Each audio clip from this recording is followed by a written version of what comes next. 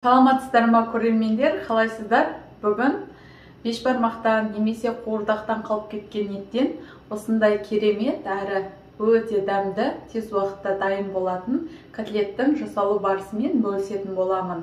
Ең алдымен менің каналыма қолдау білдіріп тіркеліп кетсеңіздер, ұнаса лайк басып комментарий қалдырсаңыздар, және де қоңыраушаны баса кетуді ұмытпаңыздар. Сіздердің әрбір қолдауларыңыз мен үшін маңызды. Видеоны соңына дейін көруге кеңес беремін. Ал ендеше котлетімізді бастаймыз. Бұл котлетті жасау үшін бізге қажет болады. Менде қуырдақтан қалып қойған ет бар еді. Соның барлығын мен осылай контейнерге салып алып қоямын. Ысырап болмайды менде. Суға жібітілген нан, татымына қарай тұз, бұрыш және де жарты жуа мен бір чеснок қолданамын. Ең алдымен етімізді мясорубкадан өткізіп алатын боламыз. Неге етімді мясорубкадан өткізіп алдым. Нанды да, жуанды, чеснокты да барлығын мясорубкадан сразу өткізіп алдым. Барлығы біркелкі шығу үшін. Енді жақсылап араластырып аламыз. Енді татымына қарай тұз, бұрышын қоса берсек болады.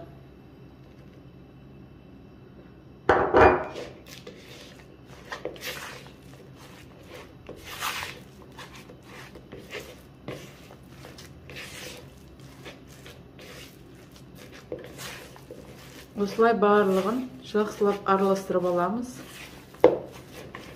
Ал енді біздің массамыз дайын болды. Осылай біркелкі масса шығу керек. Енді өзіміздің формамызды жасаймыз, котлеттің формасын. Ыдысқа ұн салып аламыз. Енді өзімізге керек мөлшерде осылай аздап котлетімізді алып аламыз, шариктеп. Үстінен басып, сопақтау формаға келтіреміз. Біреулер қатты домалақ қып жасайды, біреулер биік қып жасайды. Мен осылай пәстеу етіп, сразу ұнға салып, осылай дайындап аламыз. Неке. Қатты биік те емес, пәсте емес, осындай әдемі форма шықты. Осылай барлық котлеттерімізді жасап шығамыз. Ұнға міндетті түрде аунатып алыңыздар.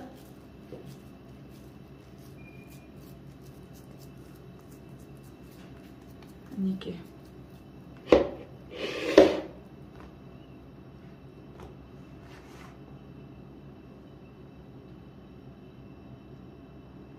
Неке біздің котлетіміз дайын.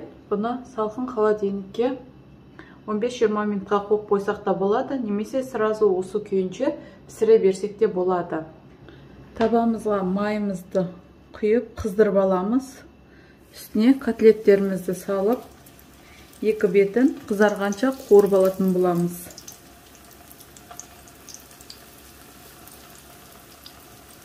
Осылай барлық котлеттерімізді салып қуырып шығатын боламыз.